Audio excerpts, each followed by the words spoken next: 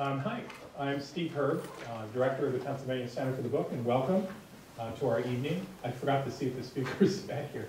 Okay, good. That's always good to check on, but thank you for being here. It's my pleasure to first introduce Mary Garm, who's on the Board of Directors of the Pennsylvania Humanities Council. She's the Director of the Lackawanna County Library System. And she's here. She's a last-minute replacement for Nancy Eaton, who just had a kind of a rough coughing spell at dinner just 30 minutes ago. But she sends her greetings. It sounds like this.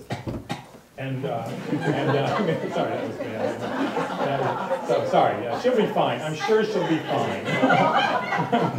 but I'd like to invite Mary to come up and bring greetings from the Pennsylvania Humanities Council and Commonwealth Libraries. Thank you, Mary.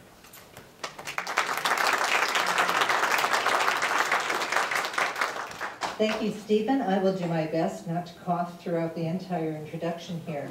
It's such a pleasure to see you all this evening, and what an exciting event we have in store for us tonight. Let me tell you a little bit about the Pennsylvania Humanities Council.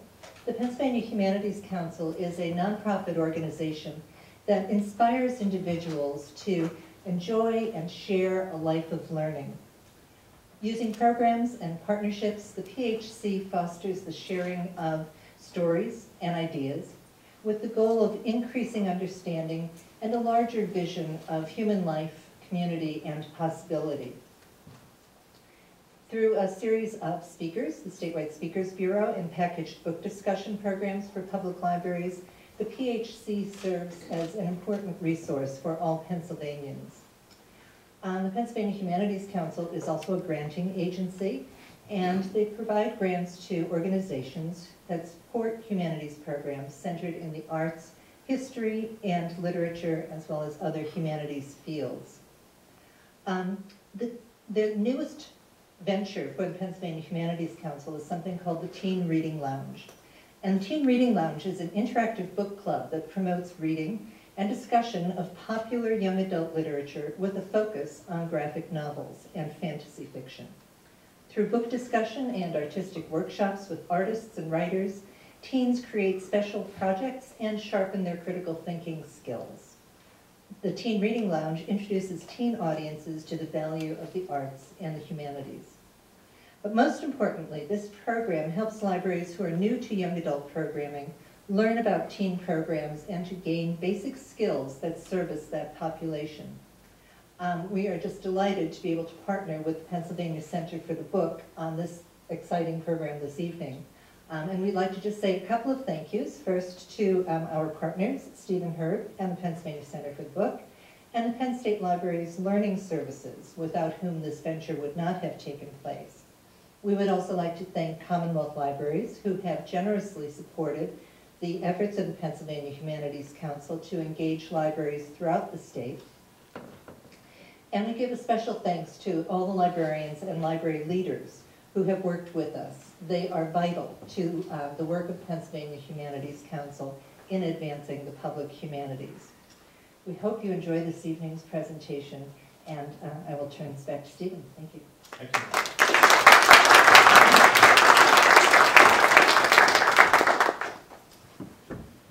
Allow me to add my welcome to the attendees here in Foster Auditorium at the University Park campus of Penn State and our remote viewing sites across the state. Hello, everybody out there.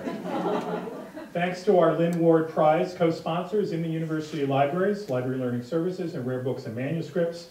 Would the folks from those departments and the Pennsylvania Center for the Book please wave, nod, or look around sheepishly, please? Okay, good. That was good. There was a little sheepishness there. Okay, good. All right, thanks. Special thanks to our primary sponsors for the Pennsylvania Center for the Book at Penn State, the primary sponsor, and all its programs and initiatives, Dean Barbara Dewey, who is here in the attendance.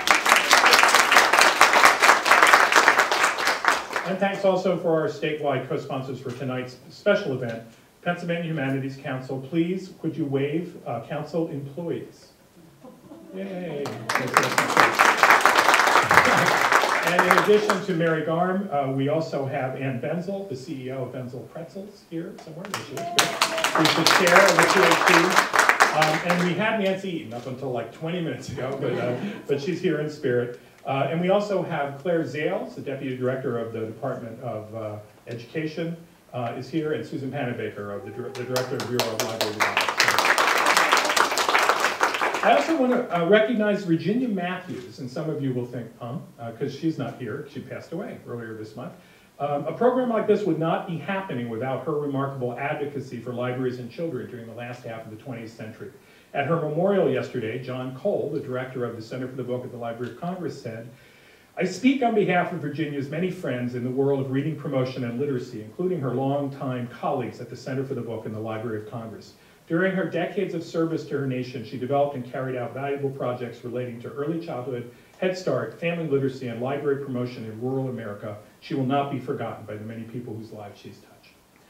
The Lynd Ward Graphic Novel Prize honors Mr. Ward's seminal influence in the development of the graphic novel and celebrates the gift of an extensive collection of Ward's wood engravings, original book illustrations, and other graphic art donated to Penn State University libraries by his daughters, Robin Ward Savage and Nanda Whedon Ward.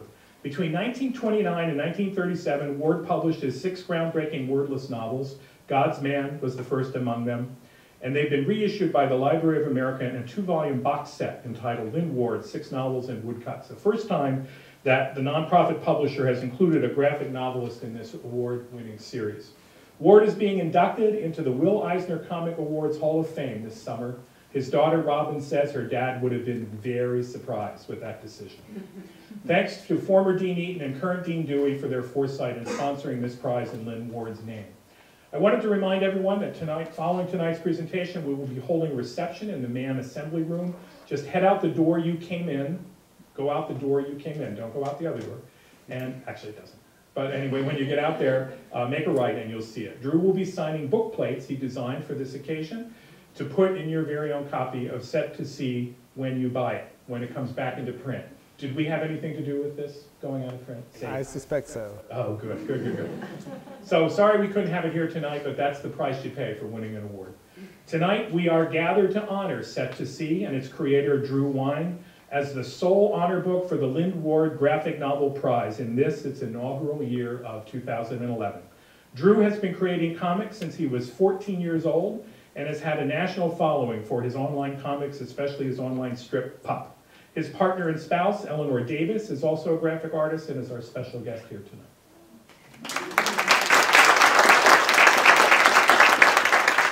Set to See, published by Fantagraphics, is a small wonder of visual narrative, a superbly executed graphic novel that combines iconic cartooning and realistic detail that delivers a quietly moving story unfolding primarily through images.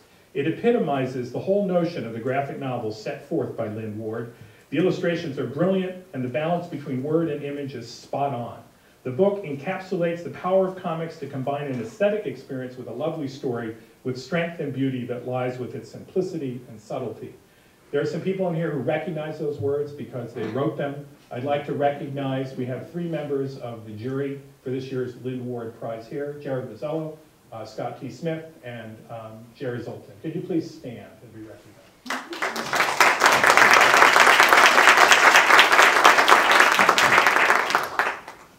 We also have Susan Squires here, who's a member of the advisory board, as well as Elisa Cahoy. If you could wave, you don't have to stand. Thank you.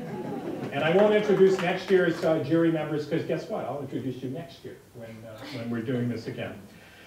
Drew Weing, please come forward to accept the Honor Book Prize for the Lynd Ward Graphic Novel of the Year. Our commemorative is still in the design stages, right, Will? Yeah. So we'll be shipping you that this summer, but we wanted to present you with this gift to mark both the night and the award, the Library of America box set of Lynd Ward's 6 graphic novels.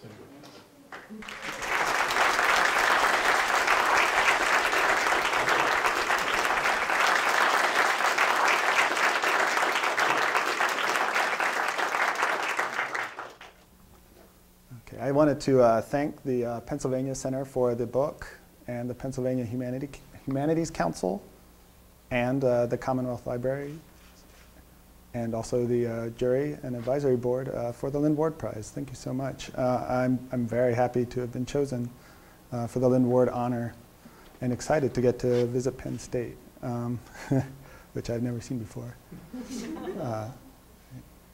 Cartooning, like all kinds of art, is like setting out on a voyage. You're standing on a shore, looking at a vast, unknown sea, a destination in mind, but no idea how to get there. My book, Set to Sea, is my first graphic novel, and hopefully the first stop on a continuing journey. Here's where I started out. When I was little, I had an after-school sitter. She had a son who had gone off to college, but left a basement full of teenage detritus, an Atari with faux wood paneling and big chunky joysticks, a picture of a waterfall in Hawaii where they made the water actually look like it was flowing. But most importantly, a cardboard box full of dog-eared comic books. These comics scared the hell out of me. Not just the horror comics, like weird mystery tales, young couples stumbling into houses full of ghosts, or weird war tales, Nazi troop columns stumbling into caves full of ghosts. But even the comics about superheroes, on the cover, there would always be a frightened character saying something like, "Superman, we're trapped in another dimension, and unless you save us, we'll be lost forever." The Justice League would have to be shrunk down to microscopic size and injected into somebody's bloodstream to fight off an alien disease. I didn't find these comics corny in any way. They were terrifying. I was a cowardly little kid.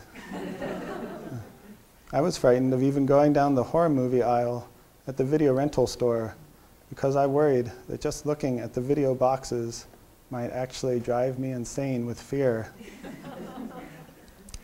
But down there in this musty basement, I would always be compelled to pull out a new comic from this seemingly inexhaustible supply. I think children have an instinctive attraction to comics, a simulacrum of our big, noisy, mostly incomprehensible world, but safely shrunk down to a manageable size, boxed in, with each panel a bite-sized snippet of time and action that can be absorbed at your own pace. Every kid draws comics too, even if they, or we, don't realize that's what they should be called. As soon as you have the ability to draw a vaguely recognizable character on a piece of paper, the next obvious step is to draw the next thing the character is doing. A kid looks at our big, scary world and captures it on paper, reducing it to shapes and lines utterly within the kid's control. As a kid who grew up in the middle of the woods, 10 miles away from a podunk little town, I spent a lot of time drawing, but I didn't want to draw comics professionally. I don't think I even realized that actual humans did all of the artwork. I think I half-consciously might have thought there were giant industrial machines that stamped the characters out. Surely a human couldn't draw such precise little images. Sometime in middle school, when I realized that there were real people who actually had jobs just drawing pictures, my ideal profession was to be the guy who illustrated Dungeons and Dragons guidebooks. So I copied my favorite artists copiously and shamelessly. My relationship with comics had been pretty tangential after those babysitter days. I read the newspaper funnies and kept a pace of the career of Garfield, but not much more than that. Then when I was around 13, I was with my mom at a Dollar Tree, and they had these shrink-wrap 3-packs of comics, Overstock from the mid-'80s. I picked some up. Reading them, I felt that old familiar strangeness. In addition, though I wasn't a very accomplished artist, the drawings that made up the comic were now something I could understand, get a handle on. This is Nexus. And this, so I proceeded to copy them. This was my version of Nexus, a character called Omicron. Interesting perspective. This is Grimjack, and this is my version called Demon Slayer. The early 90s were a strange time to get into comic books. Similar to what would happen to the internet economy a few years later, a strange investment bubble had formed in the comic book market. Not only were the old standby comic book publishers riding high, Marvel's X-Men, DC's Batman, Superman, who was being very publicly killed off right around then, of course to return a few issues later, but a number of new companies had sprung up, formed by renegade hotshot artists who wanted a bigger piece of the pie. The hottest comics were selling in the millions, and their artists were rock stars. In high school, my friends turned me on to these extreme comic books. I went to a comic book store for the first time, where I was suckered into dropping 10, 15, 20 bucks on issues that were only a few months old, but highly collectible. Of course, their value would continue to rise exponentially. Who wouldn't want to jump into this exciting field? For the first time, I started to recognize the distinctive style of different artists and form favorites. Certain hallmarks of line and shading and pose were easy to copy and instantly lent an exciting, professional sheen to my drawings. Most of the hottest artists of this period had grown up reading classic superhero comics, and they weren't even that much older than me. As always, I copied furiously. I knew by this point that each comic book was put together by a different team of people, but I came up with a half dozen characters and had grandiose plans of doing a monthly comic for each character, not including special crossover and team-up issues. I've always had a problem with my projects running away with me. In the end, my affair with superhero comics was intense but brief. By my last year of high school, I'd gotten very inspired by the examples of some alternative cartoonists. Jeff Smith's Bone, Dave Sim's Cerebus, and others who had taken the route of self-publishing their own comic books. These were less vanity press and more one-person publishing houses. I decided that I was up to the challenge, so I started writing and drawing my own comic book, which was sure to rocket me into stardom. I took a year off after I graduated high school to work on my comic, while I waited tables in the evenings, saving up money for printing costs and advertising. My comic was called A State of Bliss, and it revolved around a kid who got fed up with modern society and ended up marooned on an uninhabited island with a cast of wacky side characters. I got an issue and a half done, but instead of publishing them, I decided that I probably ought to go to art school, which was a good move and saved me a lot of heartache. I just wasn't ready artistically, much less for the business side. But comparing a page near the beginning to a page near the end, I made a lot of progress, so it wasn't wasted time. But the more I learned about drawing, the more I realized that I had a lot more to learn. I went to the Savannah College of Art and Design, one of the few schools that had a comics program. Not only did art school force me to do 4 years of steady drawing, it meant I was drawing things that I wouldn't necessarily choose to draw on my own. I was in classes with hundreds of other kids who approached comics from every possible entry point: Japanese manga, newspaper strips, TV cartoons. Another often overlooked benefit of art school is that you'll get thousands of examples of how to make a horrible drawing. One of my most influential teachers was James Sturm, who went on to found the Center for Cartoon Studies in Vermont. He was maybe most inspiring in his breadth of taste. He always seemed somewhat perplexed by those of us benighted oafs who had never read Gasoline Alley or who hadn't heard of Jim Woodring, or who couldn't appreciate Jack Kirby? I left SCAD with a much wider knowledge of the history and current scene of comics. The only trouble was that I hadn't quite discovered how I wanted to draw them. There are so many ways to approach comics art, I couldn't settle on one style. After I graduated from SCAD, I was in a post-college haze for a couple of years. As a way to keep myself creating regularly and trying to give some structure to my life, I started a journal in comics form, which I kept not quite daily for a year and a half. I also feel lucky that I was able to document the day I met my future wife. If I thought I knew about comics, Eleanor's taste in comics was an education in itself. She had the good fortune to grow up in a comics-loving family and had been weaned on everything from Ranma 1/2 to Little Lulu to Popeye. Inspired by beautiful old Sunday strip comics from the 20s and 30s, the days when a comic strip would take up an entire page of the newspaper, like George Harriman's Crazy Cat or Frank King's Gasoline Alley. I started working on a comic called Pup.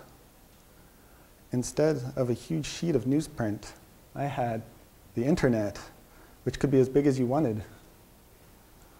This particular comic, which you scroll through to read, featured the entire solar system and probably would have been 6 or more feet wide if it had been printed on paper. Not having limits isn't always a benefit to creativity, though.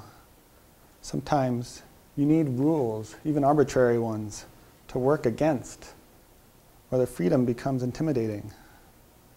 In late 2004, I was having a bit of an artistic block.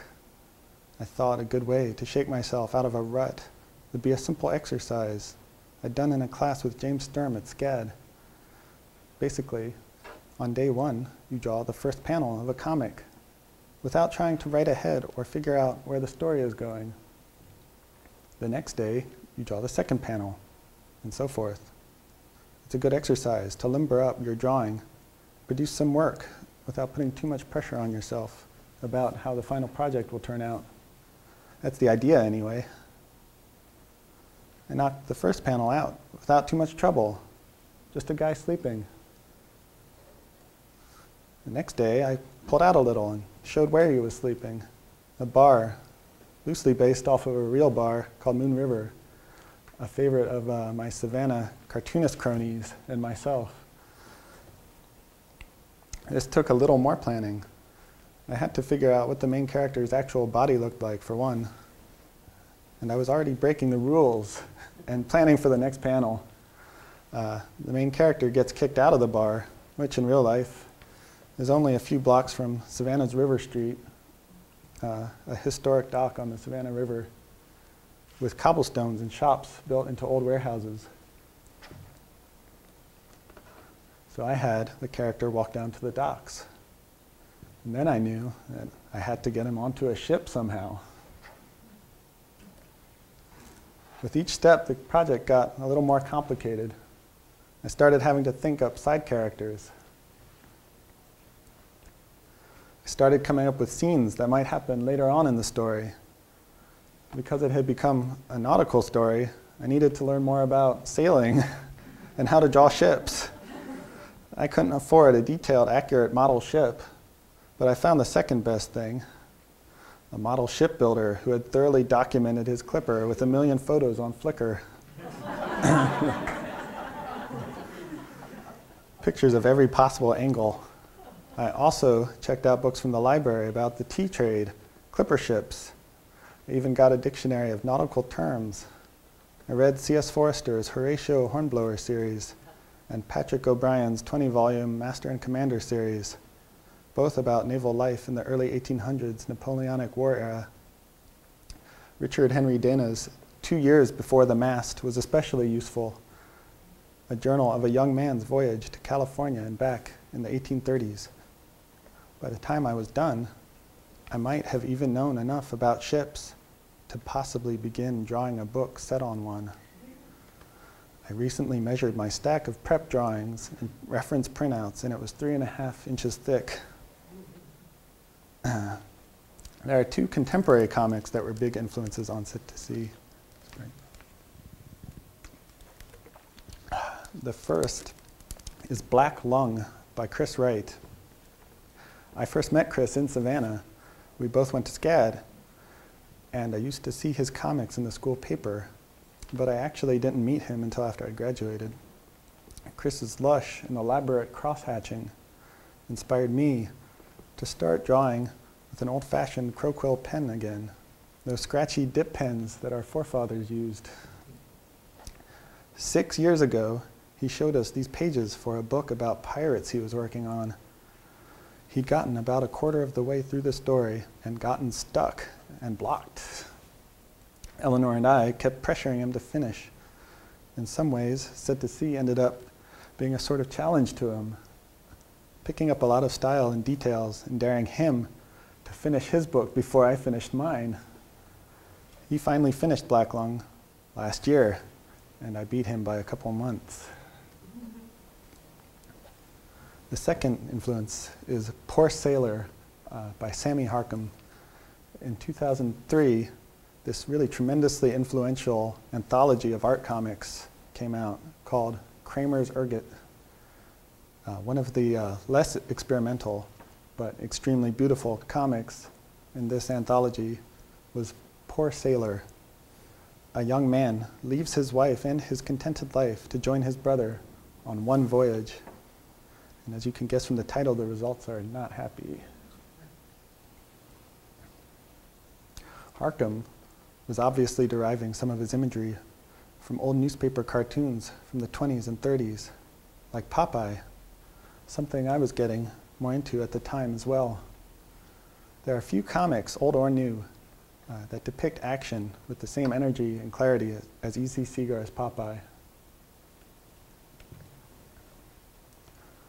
Another classic newspaper strip that taught me about using pen and ink and sheer cartooning was Billy DeBeck's Barney Google. I paid homage to the Popeye character, Alice the Goon, and Barney Google's racehorse, Sparkplug, in this scene.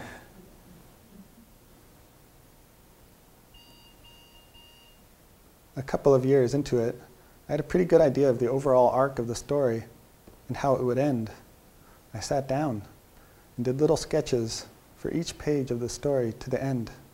And I realized I'd have to go back and edit the material I'd already finished if I wanted the thing to hold together with a tight structure. I edited some panels and redrew others completely, replacing this one with this, for example. And I paired some panels out that I liked, but just didn't flow or add to the story. For the cover, I thought an old-fashioned book design with a lot of shiny gilt lettering would be totally appropriate. So I started doing some Google image searching, and I found this website called handsomebooks.com that just had the most amazing looking books from the turn of the century and earlier. And I wanted Sit to See to look like it could have come from the era in which it was set.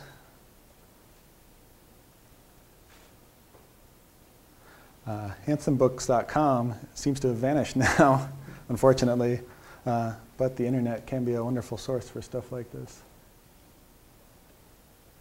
Finally, 5 years after I had drawn one panel with no idea where it was going, I had Sit to See, a finished book.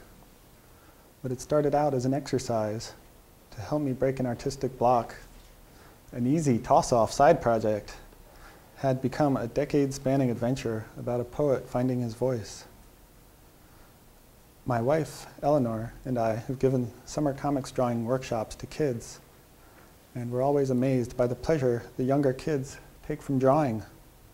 They have no self-consciousness. When they're young, your perception of drawing is the same as of playing. The character on the page exists as an endlessly malleable toy to be played with in an infinite sandbox. There's very little awareness of a second party trying to make heads or tails of what the drawing even depicts. Even as a grown-up, a lot of these same pleasures and comforts of drawing carry over from childhood. And as an artist, you're distilling life into these little characters, setting them off and seeing where they'll take you, and charting your way as you go. You might follow someone else's course for a while, but eventually you'll end up in unexplored territory. Even now, I still find something scary about good comics.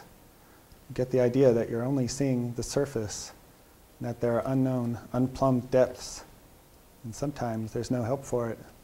You've just got to launch a little boat and row.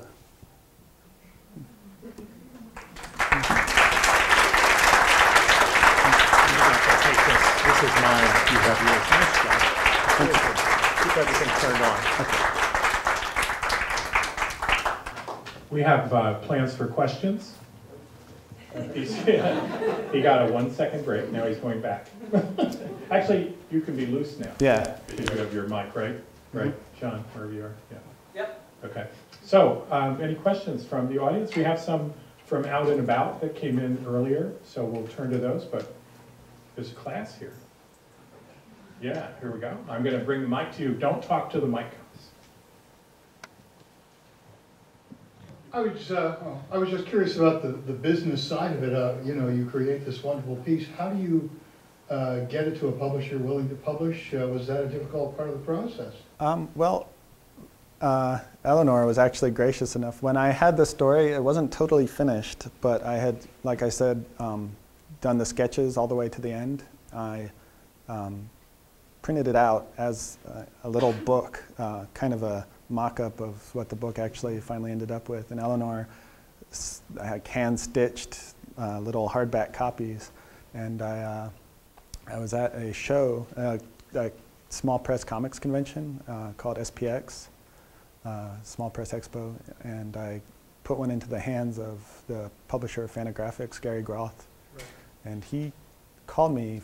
He got it on the first day of the con, and the second day, or when the day I was packing up, he called me while we were loading stuff in the car and said he wanted to put it out, which was very flattering. So that's how the specific book came to be published. Was there more about any of the other business aspects you wanted to know?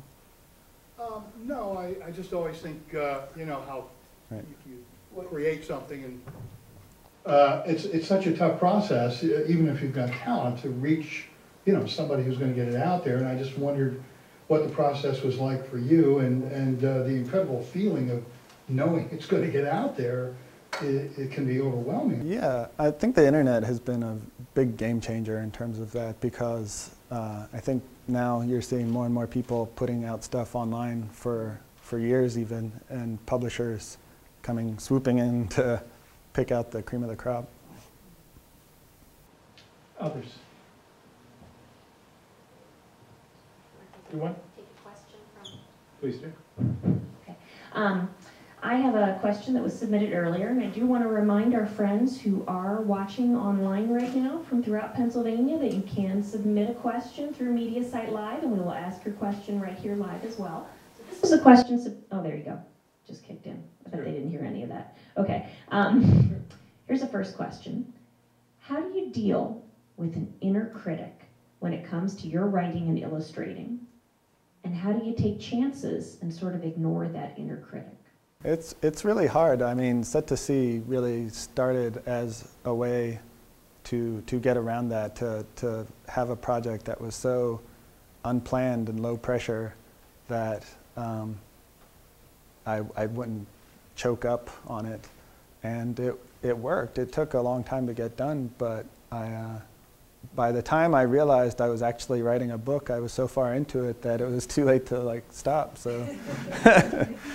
I guess I would have no more other advice than to just throw yourself headlong into it, and if you have to go back later on and make a lot of painful changes like I did, it's fine. The only way to start it is to start it. I have a question over here. It's okay. I wondered how the experience of doing this and having it come out as a physical book has changed your attitude toward the previous comics you were doing that were web-based, and how do you feel you're going to work with those two modes? I guess I think that there is, as we go on, there's just going to be more and more material appearing online with the internet as its final home, its destination, and it's going to be hard to get used to that, and but that's just the way of how it's going to go. And there are a lot of benefits to the online publishing medium. For one thing, your stuff can be accessed by basically anyone all over the world. I remember when I was doing my both of my webcomics, I would get hits from Russia, Australia, and doing a physical book, you have a limited amount of copies that are going to make their way into the hands of people who have sought them out, essentially. And online, it's very, somebody likes something and they post about it or Twitter about it or put it on their Facebook, and all of a sudden, hundreds of people have seen your stuff. And of course, that also carries with it the fact that, you become just one of a million other voices clamoring to be heard on the internet. So it's a democratizing medium, but I guess we'll just have to deal with it. Another question? Yeah. Right over. Thanks. Hello. You mentioned working with a pen. Are you still working with a Crocodile, and how are you adding your color? Is it all traditional? When I do color, it's usually, I still do use a pen for all of my drawing. So it's this odd combination where I'm using a technology that was probably invented in, God knows, pre-Renaissance. And then I scan it into my computer and add the colors that way. So, but I would like to use more traditional mediums too. I took some painting classes in college and haven't really picked it up since then. But. So your originals are digital? No. Or printouts? I'm not clear on how you would submit this for publishing. For the color part, it's all done electronically these days, basically. Mm-hmm. I didn't have to send them anything on paper for set to see. I drew them on paper and I scanned them in, and it went through the wires to Fantagraphics in Seattle, and then it went from through the wires from Seattle to Singapore, which is where they printed the book, and then they put it on the slow boat and send it over again. So if it was going to be in color, it would just be done on the computer before I send it off. Thank you. Scott. Yeah, I was curious about the size of the book, because to me this is one thing that's very striking about the book and really distinguishes it from a lot of other things you're going to see on the shelf. Actually, The small, I don't know if everyone knows the small size, but right. what were you, I The guess. book is this big. Right, yeah. Can you talk about your decisions about the size of the book and what you were thinking? Well, it was largely, when I first did that very first panel, I just took a piece of paper that was a quarter of the size of a 8.5 by 11 sheet of paper, just because it seemed like a handy size. I think in the original exercise I had done in James Sturm class at SCAD, we had done our panels on index cards, and so I just made my own set of cards out of better paper quality paper, and so it was largely just an issue of chance at first, but I was really pleased by the way the final, it had a lot of benefits of giving me this very small area to work in. So, I mean, the thing about art is you've got this infinite amount of variables of size and composition and color, the actual, scene you're depicting, obviously. And if you can rope off a couple of those, sometimes it can be a real, aid to creativity to just only have to think about a couple of aspects, or at least eliminate a couple of worries. So it was all a fluke, basically. Okay, we have a question from one of our viewers online. Her name is Margaret Chirito, And her question is, will you have the energy to start another graphic novel? And if so, any idea what the theme will be? I've got a couple things in the works. Unfortunately, like we were talking about with the voice of self-doubt, it gets to me too. So I've got several projects that I've kind of kept on the back burners for a while now, waiting for everything to come together in some sudden flash of intuition to make it suddenly seem feasible to do them. But yes, I do have a couple things that I'm working on currently. I probably ought to just draw the first panel and go with it. Any questions from our class here? Anybody up for extra credit? Bold enough to break through this glass ceiling? The professor has a question. I know that some political cartoonists have begun to animate their work that's online. I was wondering if you were going to pursue that as a way to go forward. I really love animation. I don't see it as my chosen, it's not my calling, I would say. And I think that the cartoons I've seen online so far have been kind of this bizarre crossbreed between political cartoons and full animation that I think is probably only like a temporary step.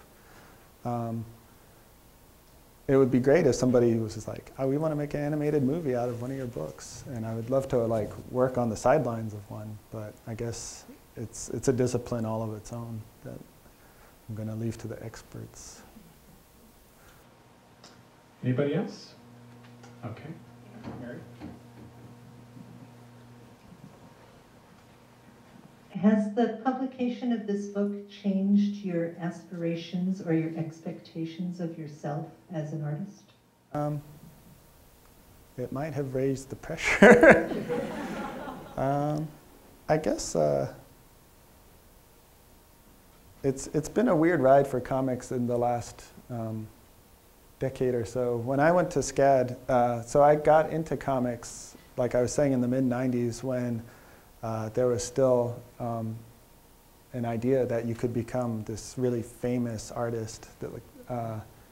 But by the time I got a little bit through school, like it was dissipating already, and it had really kind of boiled away. And for a while, I was pretty sure I was going to just like work in obscurity for my entire life, and there'd be no way to ever make a living on comics, which I'm not really sure is true or not yet. So I think that as comics have gotten more and more attention in the literary and mainstream worlds, it's just been, it's great, it's wonderful, and I plan to keep creating as though that was not the case as much as possible. So hopefully I will continue to draw books as though nobody was reading them except for me. Any last questions? Yeah. I was just wondering if you could talk about your decision to make each page like one panel. I mean, I guess maybe because you were doing this exercise, but it wouldn't have to be one Right. panel. I could have, for a while, I was, to keep my own reference, I didn't want to haul the original art with me everywhere I went. I was printing them out like in little 4x4 things. But the more I got into it, the more I just liked the idea of like just having one, just like one piece of art to focus on per page, and keeping the book really small seemed nice. And I liked the similarity to old illustrations you'd find in books from, the turn of the century and earlier, where there would be just this you'd be reading and then you'd turn to this one page which would have like a single beautiful engraving with a little caption underneath. To me, boys, said the captain, and I like the kind of the similarity for the title page. I tried to capture a little bit of the feel of the illustrated books. That would be like nautical adventures and stuff from, you know, turn of the century or so.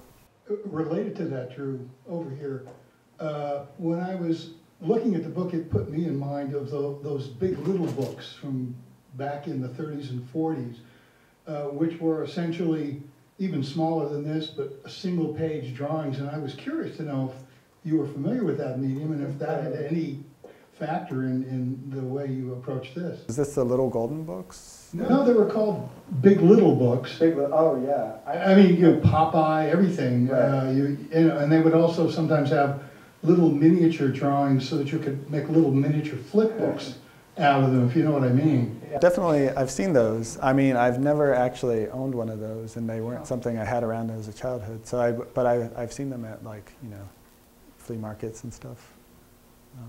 So I can't say it was actually an influence, but it's a pleasing similarity. So thank you, Drew, very much.